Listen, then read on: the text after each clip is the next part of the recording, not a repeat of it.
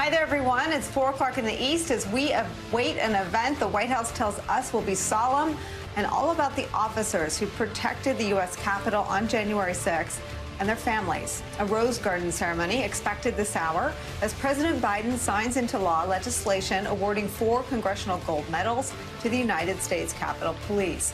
For a few hours, as the country and the world watched in horror that day at the site of the U.S. Capitol overrun by supporters of the ex-president, it seemed possible that we might awaken from a slumber that saw one of the country's 2 political parties slide into an alternate reality, one in which cops are no heroes, a violent mob is a tourist visit, and a resounding defeat in the country's most secure election in history is targeted by the defeated incumbent president and quite possibly nearly overturned. For just a few hours, our horror at the violence we were witnessing mixed with gratitude for the men and women protecting our democracy. We should warn you, this video of the brutal attack on those officers at the scene is violent, it is disturbing, but we're showing it to you as a reminder of what they endured. For almost 2 hours, officers face off with rioters who say they support the police. We've backed you forever. We've backed the blue forever. But assault them anyway. We're going to show what happened here because it demonstrates yet again how failures by Capitol Police leaders to prepare put the safety of these officers at risk.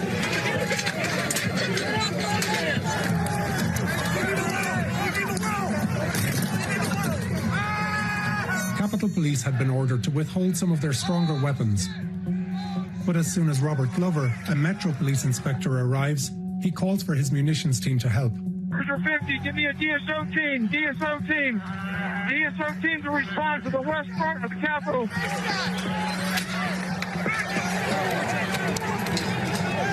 When the building is breached, Glover knows he needs to retreat and seeks advice from Capitol leaders. I need a command official from Capitol so we can coordinate where they want us to pull back to. We cannot hold this without more munitions or more manpower.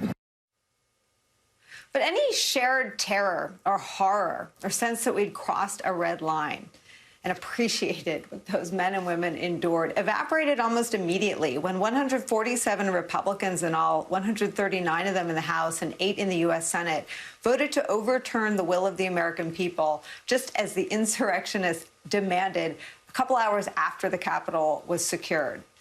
And the rot in the GOP has also inspired 21 House Republicans to oppose the legislation that passed unanimously in the Senate and resulted in today's presidential signing ceremony. 4 law enforcement officials who responded to the insurrection have died by suicide since January 6th. Here's Officer Michael Fanone on this week's cover of Time magazine and pictured here with Alexander Vidman. Time's Molly Ball writes this of Fanone, quote, even many of his colleagues didn't see why he couldn't just get over it. That very day, a GOP congressman had testified that what had happened was more like a tourist visit than an insurrection. But no one could see this footage, Fanone thought, and deny what really happened that day. History would be forced to record it. This is the story of what happened after January 6th. This is Mike Fanone's story. It is a story about what we agree to remember and what we choose to forget, about how history is not lived but manufactured after the fact.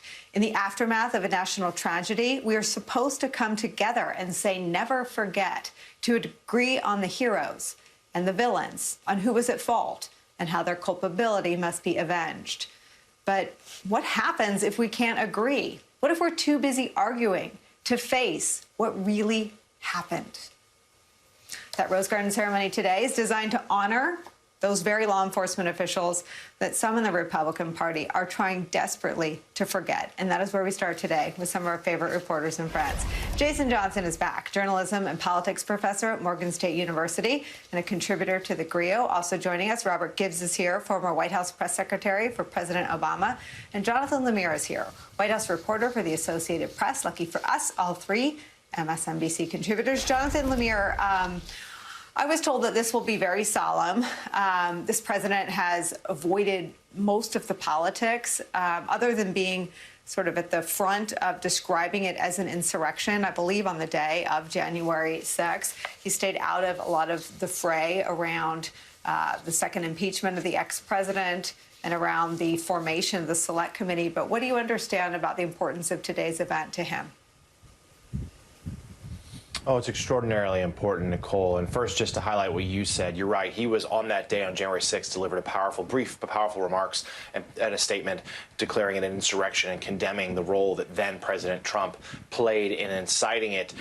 He did stay out of the impeachment. He did express his dismay repeatedly that the bipartisan January 6th commission, modeled after what was the September 11th commission, fell apart.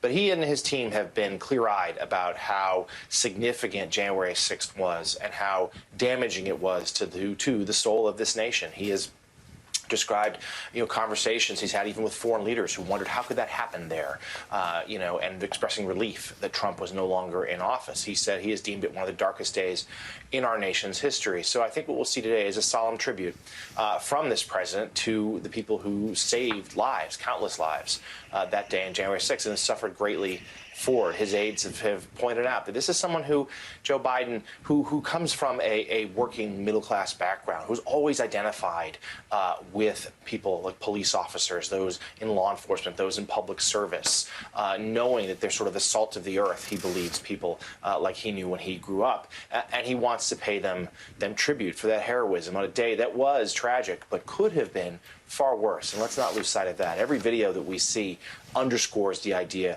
that as bad as that day was, we were a few wrong turns, some bad luck, and yes, some acts of heroism from Capitol police officers and D.C. police officers, from perhaps many lawmakers dead. So those people today will get their tribute from the White House. The politics are undeniable in the context, Jason Johnson, of the ongoing trauma obviously experienced by the first responders that day. 4 officers who responded to the January 6th attack on the U.S. Capitol by Donald Trump's supporters, many of whom were gathered at a Trump rally ahead of time, have died by suicide. What Molly Ball describes in Officer Fanone's cover story on Time magazine, I want to put that picture back up, is it's very clear that there's the trauma of the event. He describes being picked up by the mob, and in his testimony last week said his last best bet was to appeal to their humanity, and he started screaming that he had kids before he blacked out for 4 minutes. This is not a willing participant in America's, fractured and bruising politics. This is someone who is not a partisan, but here he is, an encapsulation of everything that's broken. I gotta say, Nicole, look, I'm not a psychologist, I'm not a therapist, but I cannot imagine the frustration that any of these officers are experiencing and have experienced over the last 6 or 7 months. Because we can talk about the physical bruising, which is always key, but the psychological bruising, to go back to your job and defend people who not only deny the importance and significance of what you were doing, but are now trying to completely erase it. It's like going back to the job to work for your abuser, essentially, is what a lot of these officers have been forced to do for months.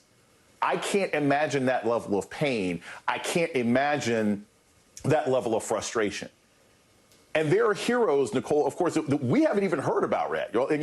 For the Grill, I wrote about Eugene Goodman. That's the guy who got caught on tape and pushed one of the insurrectionists and sort of distracted him. But, there are tons of people. There's stories like that we haven't heard yet, stories that we're going to hear as time goes on. The one thing I can look forward to today is, thank goodness we actually have a president like Joe Biden, who has always been good in the moment of showing empathy towards people who are suffered on behalf of the American dream. Because I don't think there's anybody in the Republican Party right now that is capable or has the integrity or the courage to speak to what these men and women sacrificed in the Capitol to actually keep this country going just 6, 7 months ago. Yeah, to that point, Robert Gibbs, this was a unanimous vote to award medals to the men and women who protected the Capitol. And as Jonathan has suggested, the video documentaries make clear just how harrowing this was, just how close this came to being something worse. And thank God it wasn't. Thank God no lawmaker of either political party was hurt or killed. But 24 House Republicans didn't think these medals today were a good idea. And I think, Nicole, that's really what's truly remarkable about this. It is hard sitting here all these months later, watching those images, not feeling anxiety and tenseness, even though we know how that video ends. To Jason's point, I can only imagine the trauma that is relived constantly, the mental anguish. We know the impact that it's already having on the force with the recent suicides. It's remarkable, too, that those 24 votes came from a party that spent a lot of the last year in the election in 2020 telling everybody just how much they supported police officers, just how much they supported law enforcement. And to turn their backs on the very people that protected the shrine of our democracy and the people representing Americans to go and take part in that democracy is, a level of shame that is, it's indescribable. I don't know how they get up every morning. I don't know how they go to work. I don't know how they look themselves in the mirror and think that not just those 4, but hundreds that day that push back those terrorists and insurrectionists all shouldn't be given a much greater form of recognition. And I want to read you what Officer Fanone said to, he made, the points Robert Gibbs just made are spot on, and they were made to Republicans by Officer Fanone. Jonathan, I want to read this from Molly Ball's reporting in Time. In meetings with GOP members of Congress, Fanone asked how they could claim to back the blue while selling him out. They brought up Black Lives Matter and how they'd had the cops' backs. He found himself explaining why attempting to overthrow a CVS was slightly different than attempting to overthrow the government, why the peaceful transfer of power was a bigger deal than a few anarchists in Portland, Oregon. God bless him, Jonathan, for trying to make that case. You still hear Ron Johnson and others toss out that moral equivalence. I think Michael Fanone makes clear why they're different. That's right. And in Molly's piece, Fanone acknowledges that he's a conservative, that he votes Republican most of the time. And he has had a hard time dealing with these lawmakers who have literally turned their back on him. The hypocrisy is obvious and unsettling and nauseating to declare that they have the backs for the police and then downplay what we saw here, which was that day on January 6th, that mob carrying Trump flags and American flags tried to use those flags to injure police officers, tried to hit them with them, tried to knock them over with them, knock to the ground. We've seen the videos kicking officers to being unconscious. Fanone talks about how he was electrocuted with his own taser and how he feared that he was about to be shot to death with his own gun. These were people there who did not respect the rule of law. These were people who did not respect the police. They tried to fight through the police in order to overthrow the government. And to have Republican lawmakers, Fanone says, support them or downplay what they did is something that he can't stomach. And I think that is what we've seen here is the incredible attempt to whitewash what has occurred since January 6th. It's not just Donald Trump, sending out emailed statements from Bedminster, New Jersey, suggesting that those were great, that they were patriots. These are Republican lawmakers, people who are doing supposedly the people's business day in and day out on Capitol Hill. Again, refusing to take a clear-eyed look at what happened, downplaying it, trying to suggest that it was, yes, just tourists or people just, letting off some steam at the Capitol, when that's the farthest from it. And not only have we've seen deaths, and I think there's a lot of people on Capitol Hill who fear that total will climb because of the mental anguish suffered by so many there that day. They're fearful of further suicides. This is sadly a very sad chapter in the nation's history that's not closed. And Jason, we've covered January. So I was on the air, I think, for 5 hours that day. And it was clear watching it on live TV what these law enforcement officials were going through. They have been re-traumatized, as everyone is talking about, by the description and the whitewashing of the event by Republican lawmakers. But But it is also traumatic to have to describe being nearly broken to the press. I mean, I think we have to accept as a press that their willingness to tell their story is maybe some part of needing to break through what feels impossible to conceive. That the men and women in the Republican Party whose lives were spared, whose bodies were not mutilated by flagpoles because the law enforcement officials were, that maybe they'll hear something like this. This is how Officer Fanone's day went on January 6th. And again, this is from this interview in Time magazine. On the TV at the bar, Fanone's hands strained to push them away, the insurrectionists. The crush parted and the full scene came into view. The grand terrace, the teeming crowd. There is a thin blue line between order and chaos, and at that moment, Mike Fanone was it. The footage showed Fanone getting pulled out into the scrum. A man's voice, "I got one." Then Fanone began to scream, the high-pitched, undignified screams of a man being tased in the back of the neck. The bar fell silent as the body cam footage played. And suddenly, for the first time since that day, Fanone was sobbing uncontrollably, shoulders heaving as his buddies put their arms around him.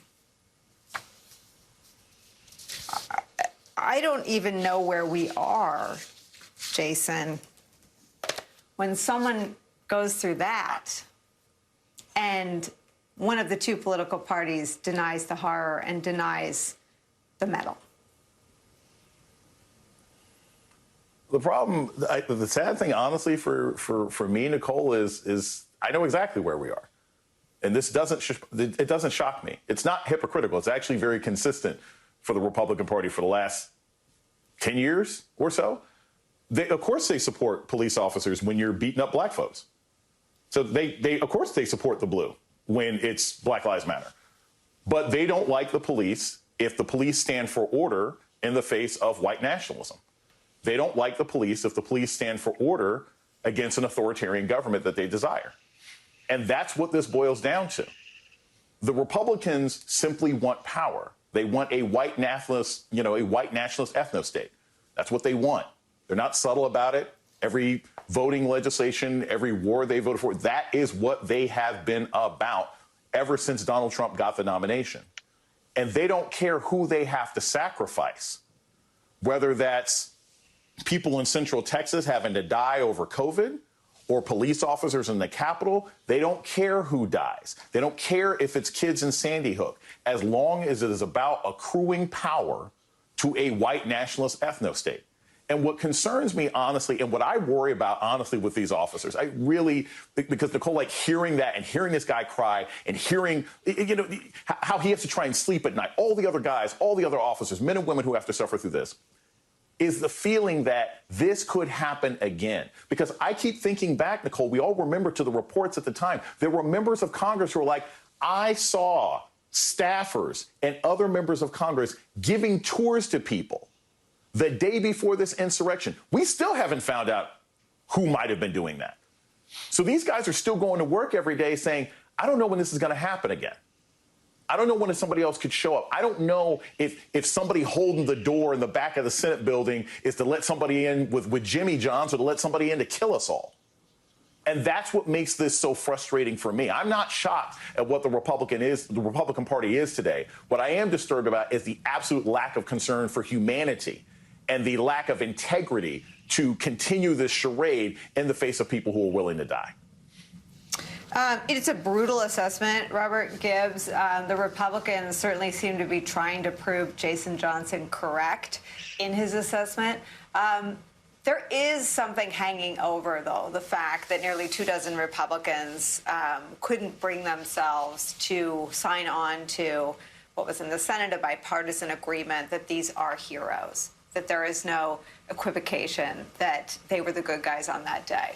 And that is the investigation. I mean, the Select Committee has made clear that it is going to get to the truth, that it is going to subpoena the kinds of Republicans who may or may not have been involved in what Jason's talking about. Other Democratic members of Congress have made the same allegations. There will be a reckoning. I think the second part of that is, will the Trumpiest of American voters believe it?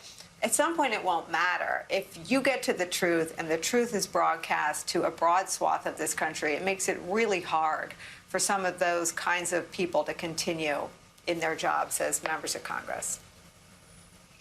Absolutely, Nicole. And I think, as we get closer and closer to the truth, is everybody going to admit what happened? I doubt it. It seems very unlikely. But I definitely think more and more. I think the hearing, starting with the testimony of those officers, began that process. Articles like Molly Ball's continue that process, hearing the story. And I think, as Jason pointed out, Jonathan, this is not this is a conservative police officer. I think the article mentions he voted for Trump. Again, that's neither here nor there, but it shows you that this is somebody who got into law enforcement to protect those. And not only did a group of terrorists storm the Capitol to try to do him harm, but by all accounts, continuing members of Congress continue to turn their backs on those officers and continue to do them harm even today. That commission is going to swear in some of those very same members of Congress, not as members who seek to know the truth, but as witnesses that day, people that talked to President Trump that day. They're going to have to swear an oath to tell the truth to other members of Congress about the roles they played that day. And I think that will be an important moment as well in shedding light on what happened. I agree with everything you said. Let me quibble with one thing. It's not that Fanone's past as a Republican is neither here nor there, or if he says that he voted for Trump is neither here or there. That's everything. I mean, that's the point. Well, Donald Trump will have anyone in his tribe on his side tased 4 times, hauled into a scrum, and nearly murdered because he doesn't care about them. It is the whole point. Right. He doesn't care about any of them. He didn't care about Bill Barr. He didn't care about Jim Mattis. He doesn't care about John Kelly. He doesn't care about the jackass guy that's probably going to get hauled before some criminal court at some point, the chief of staff at the end, the 4th or 5th chief of staff who was over there trying to overturn a federal election. It is the point. And I think we have to be really careful about how we cover it. It is the whole point. He doesn't care about anyone. This was central to his political triumph in 2016. He backed the blue, and it was all BS. It's the whole point. And I'm so glad to have all 3 of you to start off on this show, this story this way.